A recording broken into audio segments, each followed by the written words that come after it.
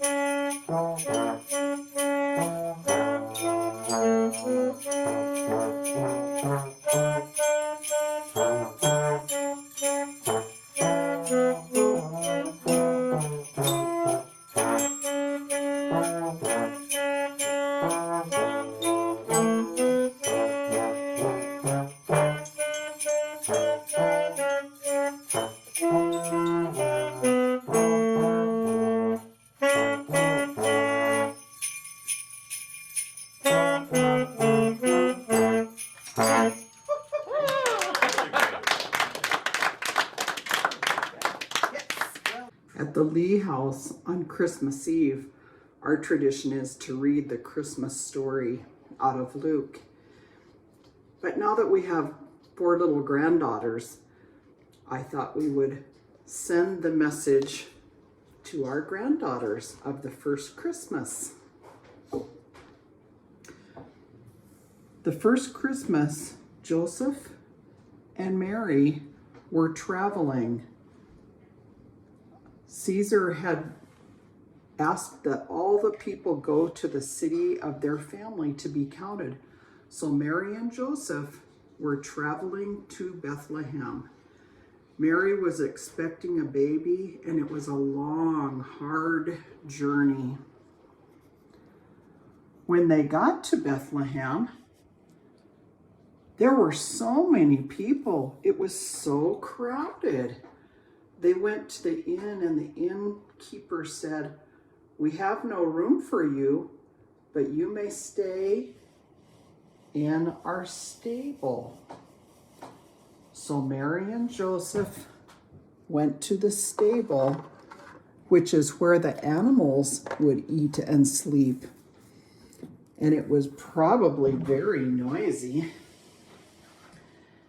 And while they were there, it was time for Mary to have her baby. She had a little boy, and she named the baby Jesus. And she wrapped him in cloths, and she laid him in the manger where the animals eat.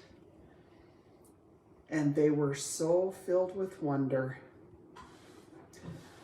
Out in the fields, there were shepherds, and they were keeping watch over their flocks of sheep by night. Suddenly, an angel appeared to them. At first they were afraid, but she said, "Don't be afraid. I bring you wonderful news. A new king has been born in Bethlehem. You may find the baby in a stable, wrapped in cloths, lying in the manger." The shepherds were so excited, and they took off and they went to Bethlehem, and they found Mary, Joseph, and the baby laying in the manger. And they were full of joy. Also in the area to the east, there were other travelers. There were 3 kings who were coming, and they were going to pay their respect to the newborn king. They had seen the star in the east, and they traveled a long, long way. They saw the star, and they came up to Mary, Joseph, and the baby, and they offered him gifts of gold, frankincense, and myrrh to honor him. And this is the story of the very first Christmas. Hi, Merry Christmas. We're the Colagas. I'm Kristen. I'm Ryan. I'm Anna. I'm Olin. I'm Mateus, a foreign exchange student from Brazil. This is our video of Christmas tree hunting in Red Lodge.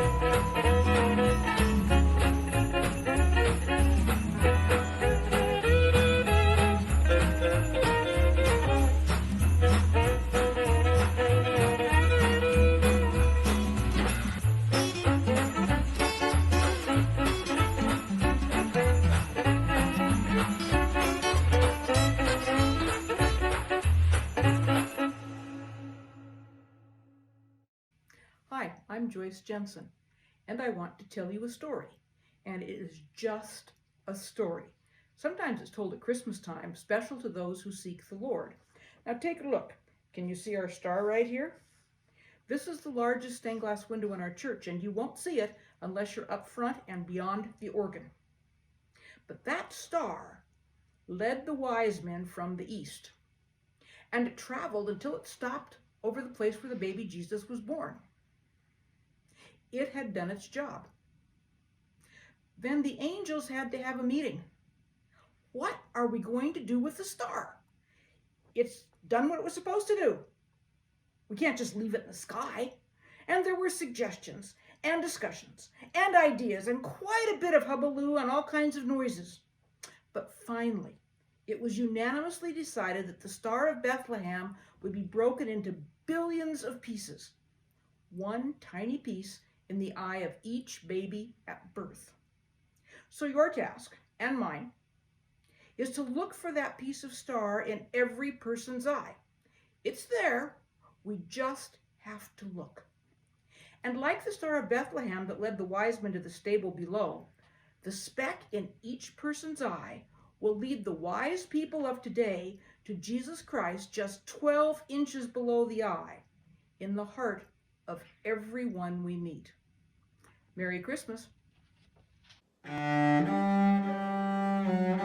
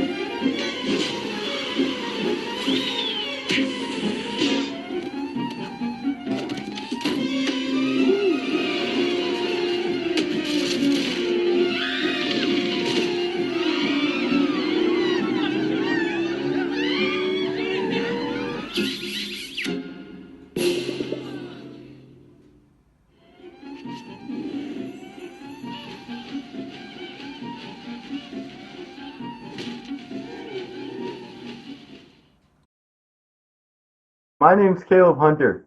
I'm here with my first and second family, the Hunters and the Millers. We're here to share some Christmas memories with you. Speaking of Christmas memories, would you guys tell me your favorite Christmas memory at the church? Michael, why don't you start?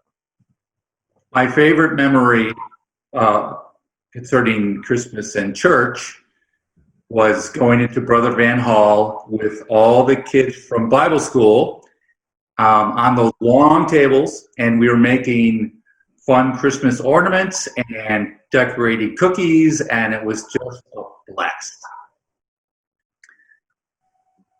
Connor, why don't you tell us yours? My personal favorite memory near Christmas time at the church is when we all get together and create the cookie platters for the shut-ins and people of our community that we're able to take out. I just think it's so fun that we're able to do that and be able to spread it throughout the community. Marty, why wouldn't you tell us? My favorite Christmas memories are all of the Christmas cantatas that we've done over the years. We've done it just with voices, and some years we've had orchestral musicians with us, but that is always an extra special part of Christmas for me. Beebe. My favorite Christmas memory at the church is after hanging of the greens, when everybody goes into the sanctuary and sings psalms and hymns. Mama. My favorite Christmas memory takes us back a number of years to when I was in high school, and we would do figgy pudding, and Jack Humphrey would make his special sauce and wear his chef's hat. I just loved that. Dad. My favorite memory at Christmas time is always during the children's program when the little bitties come in as sheep and angels. I love that every year when they do that. My favorite Christmas memory is getting to stay up for the 9 o'clock service on Christmas Eve. Now, will you guys tell me your favorite Christmas song? Michael. My favorite Christmas song is Have Yourself a Merry Little Christmas by Mr. Joel Williams. Connor. One of my favorite Christmas songs is Oh Holy Night. And one of my favorite times when we sang that was after Hanging of the Greens, when we were all in the sanctuary singing it together. I just felt like that was such a special time. Mama. My favorite Christmas song is Mary Did You Know? And I love every version I've ever heard. It's just my favorite. Phoebe. My favorite Christmas song is All I Want for Christmas Is You. Dad. My favorite Christmas song is God Rest Ye Merry Gentlemen. And I like all kinds of different versions. There's a reggae version that I really like. Any version of God Rest Ye Merry Gentlemen. Marty. My favorite Christmas song is Silent Night, because when I was young, every night we would gather around the piano, my dad and my brothers and my mom and I, and we would sing Silent Night, and then we would open the Advent calendar for that day. So that's always a special song for me.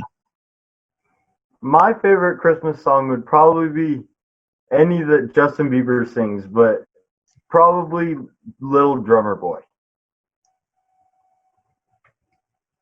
Thank you guys, and Merry Christmas. Merry Christmas! Merry Christmas! Merry Christmas!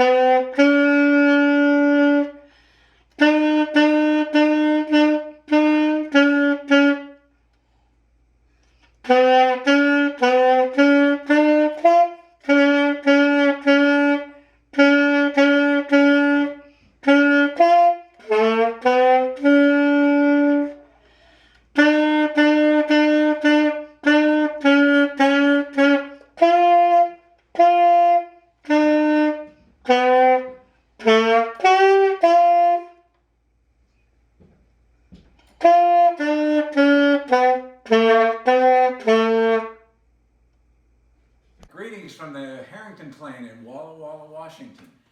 Teresa, Grant, and I moved here to Walla Walla back in August, mainly to be closer to this guy, our grandson, Weston. But while we're physically a long way away, we want you all to know that the FUMC family is in our hearts this holiday season. Merry Christmas!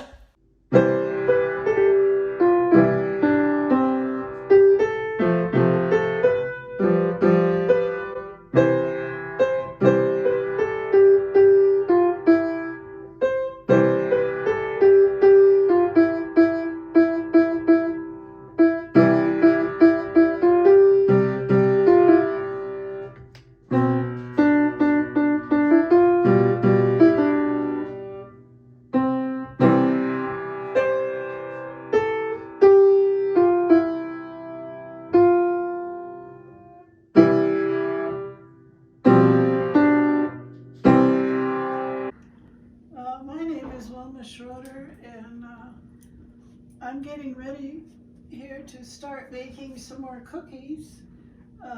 That's about the only big tradition I do anymore. I like to bake a lot.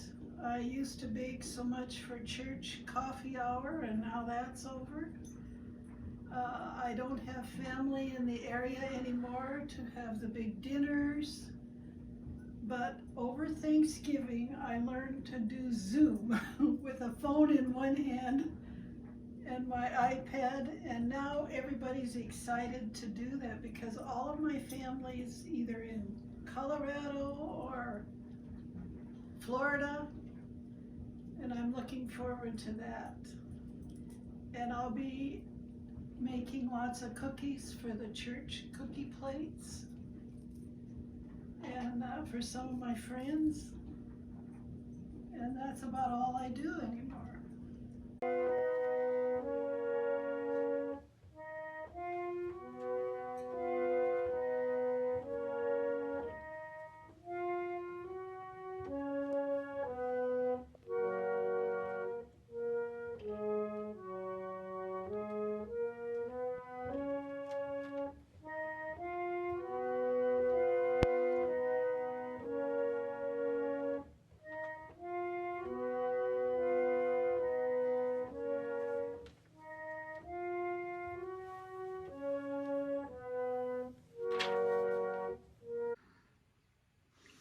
Hi, I'm Alice Lyon. I'd like to read for you today a story that my son, who's grown now, Jason, loved and could almost recite when he was only about 3 years old.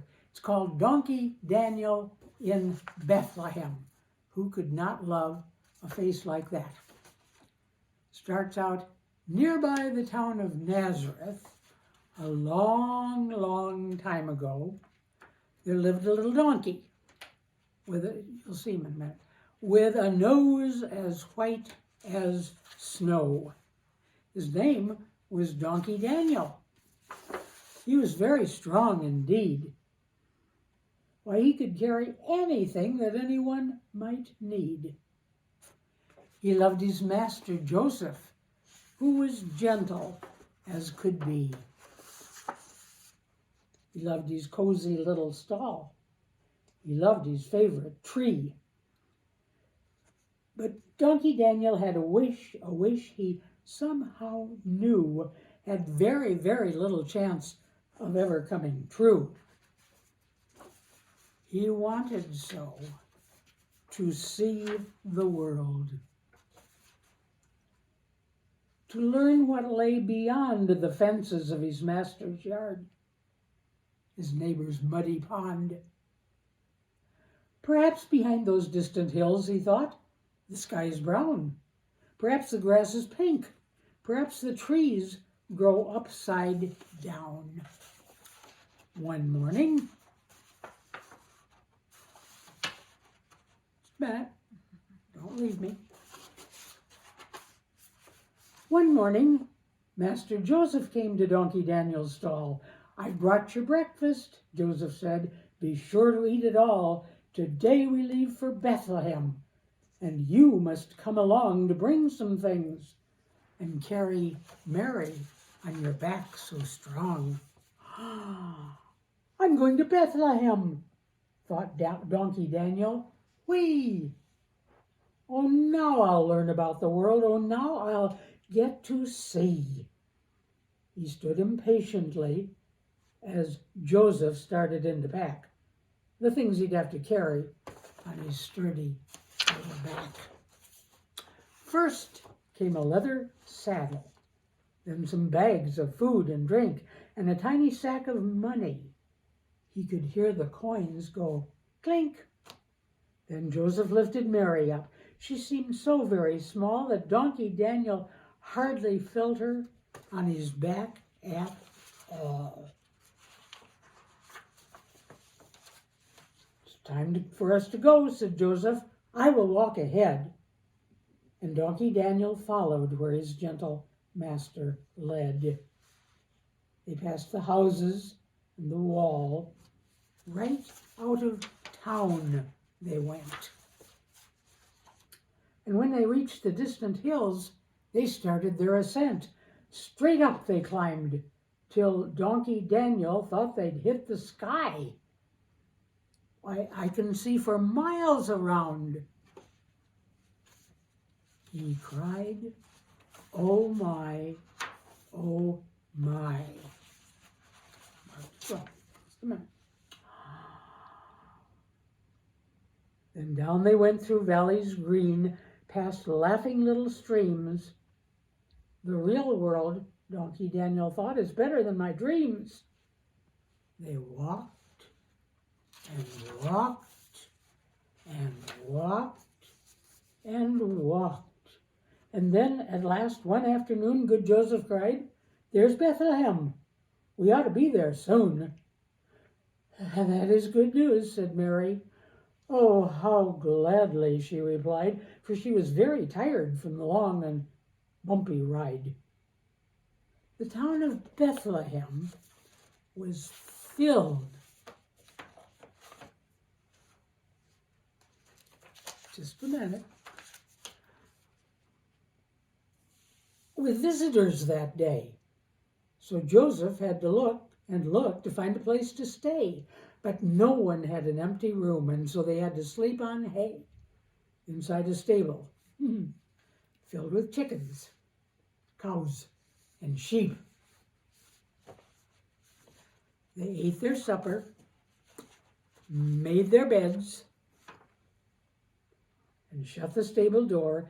Then Mary fell asleep, and Joseph started in to snore. "Good night," said Donkey Daniel to the chickens, cows, and sheep. Soon all was calm and silent. Everyone was fast asleep.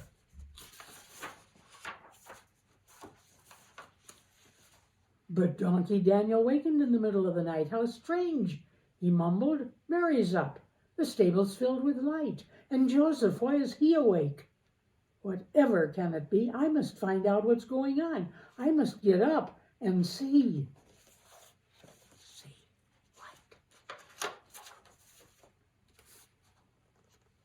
He didn't quite expect to see the sight that met his eyes. "A baby!" Donkey Daniel cried with wonder and surprise. "Why, Mary's had a baby boy, and such a lovely child. See there? He looked at me just then." I think he even smiled.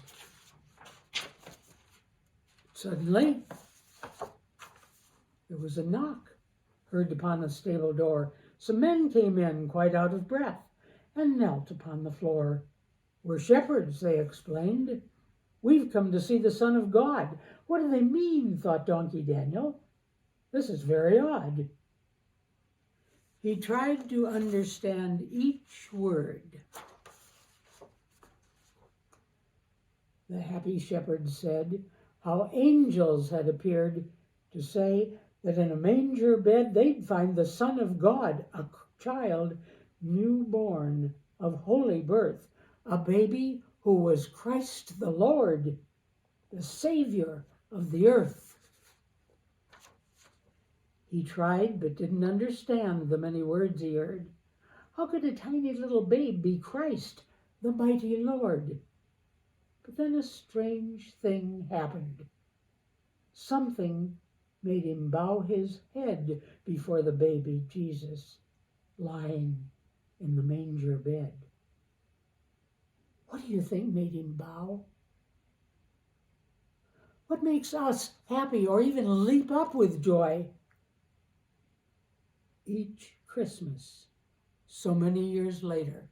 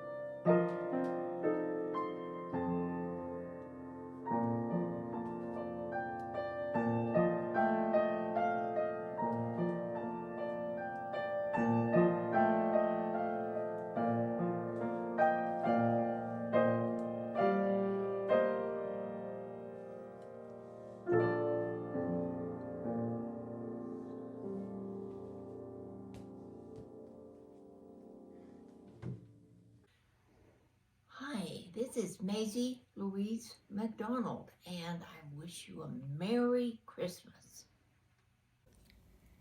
Glory to God in the highest, and on earth peace, goodwill to everyone. Luke chapter 2, verse 14. Merry Christmas to all. Bye.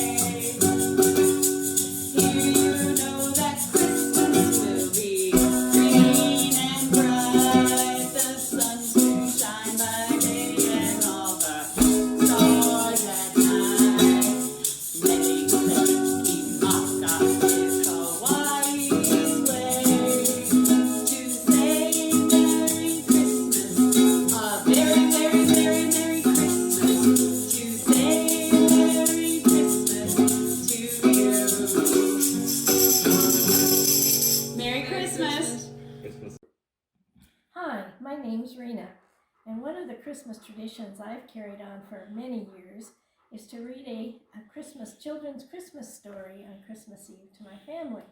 Since I can't do that, I'm using you as my family, which you are. I would like to read to you God Gave Us Christmas, and this is by Lisa Bergen. Mama, little cub asked one night, who invented Christmas? Was it Santa? No, Mama Bear said. God invented Christmas. God gave us Christmas. Is God more important than Santa? Oh, yes, much more important, Mama said with a smile. The next morning, little cub sleepily climbed into her lap. Can we go find Santa, Mama? He lives around here someplace, I think. Santa is hard to find, said Mama. But we can go find God. God is everywhere. Yahoo! Cried little cub. I didn't know we could find God. Oh, yes, Mama said. We can always find God. Little cub looked over her shoulder and whispered, can we leave them at home? Yes, Papa will watch the little ones, and you and I can go alone. We will go find God. I will see how he gave us Christmas. Yes, little cub, you shall see how God gave us Christmas. The next morning, little cub and Mama filled their packs, kissed their family goodbye, and set off to find God and see how he gave them Christmas. They walked to the top of one mountain and down the next and up another mountain where they set up camp. Little Cub was so tired that she went right to sleep, but Mama nudged her while it was still dark. Mama, why are you waking me up? Because it's God, Little Cub. Come see. What is that? Little Cub asked in wonder as she watched the dancing lights in the sky. That is God at work, Little Cub. He sent his only son as a baby so that we would know light from dark. Jesus is the light of the world. Jesus is how God gave us Christmas. The next day they arrived at a huge lake. All at once, with a mighty roar, a chunk of ice cut away from the cliff and it fell into the sea. What is that? Little Cub asked, covering her ears and leaning into Mama. That is God, Little Cub. He's so powerful he can command the water to freeze and the glacier to melt. He is mightier than any king on earth, and because he is all powerful, he made Jesus king of all kings. But Jesus was just a baby. How could he be a king? All kings begin as babies. God knew we would need someone we could touch and see and smell. Mama paused to sniff Little Cub's neck, making her giggle, to understand just how much he loved each one of us. Mama awoke Little Cub again before the sun came up. She pointed to the east at a star that changed from green to red to green again and shot out in many points. Is that God again? Little Cub asked, rubbing her eyes. Yes, Jesus is called the bright morning star. He is always with us, and he first came when God gave us Christmas. But what about Santa? Little Cub asked. Did God give us Santa? Santa Claus reminds us about many good things like generosity and care, but it is God and Jesus that we celebrate most come Christmas. We always want to thank God for giving us Christmas. On the way home, Mama Bear stopped by a tiny flower peeking up from the hard frozen ground. Oh, you are too early, little flower, she said. Little Cub, Jesus is like this flower, God in our world, living where you weren't expecting him, surprising us. Christmas is a lot about surprises. Like presents? Yes, Jesus is the best present of all, and God would have given us that present even if it was only for you. Only for me? Only for you, Little Cub. God gave you Christmas. Mama and Little Cub came upon a church glowing with warm light. Soft voices reached out to them singing. What are they singing, Mama? About the night God first gave us Christmas, when Jesus was born. Tomorrow is Christmas Day. Would Jesus have come for mean old Maggie the moose or grumpy old Frankie the fox? Little Cub whispered. Maggie, Frankie, any of us. Jesus is a present for everyone. Grumpy or happy, mean or kind, God gave us all Christmas. Little Cub was glad to be back at home that night in her cozy bed. Thanks for showing me God, Mama. There isn't anything I'd rather do, sweet child, she said with a kiss. Night, night. Little Cub went to sleep and dreamed of bright stars and northern lights, of a king born as a tiny baby, angels singing over him, and woke up to Christmas. Yahoo, she cried. God gave us Christmas again.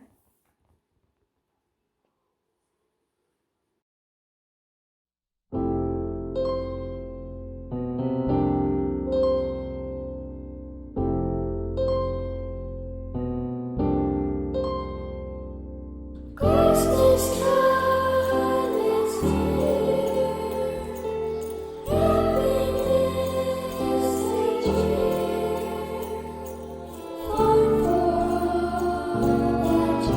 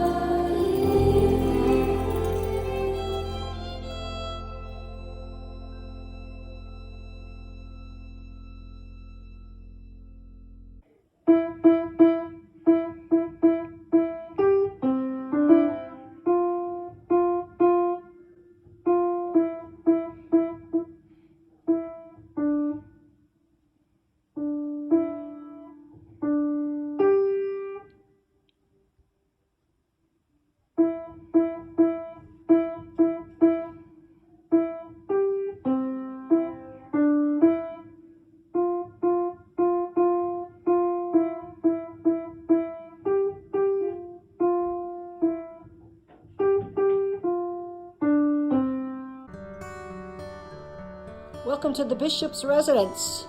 Merry Christmas Eve. I'd like to show you a little tour of our home and our decorations, so come on in. Robin and I have lots of decorations from places we've traveled.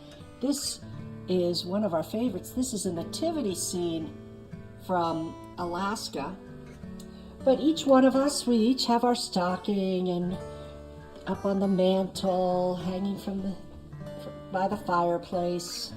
This is one of my favorite nativity scenes. My mother made this when I was a little girl, and every Christmas I can't wait to put it together and remember my mom and just this miracle gift of love we have at Christmas. Someone sent me this, and it reminds me of the decorations we had as a child. Love this. I don't know how many of you have one.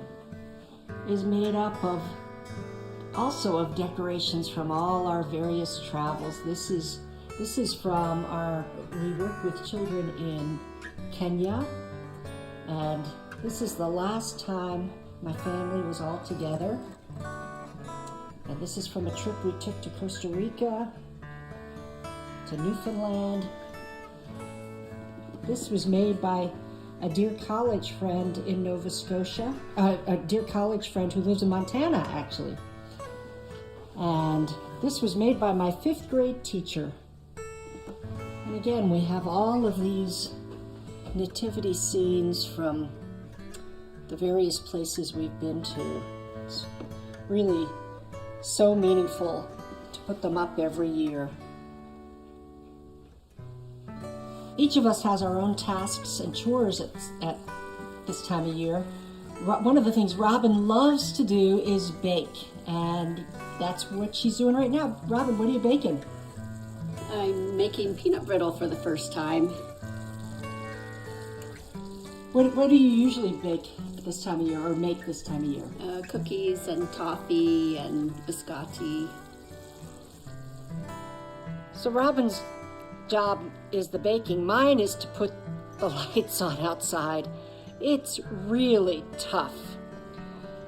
It's not my favorite job, but someone has to do it.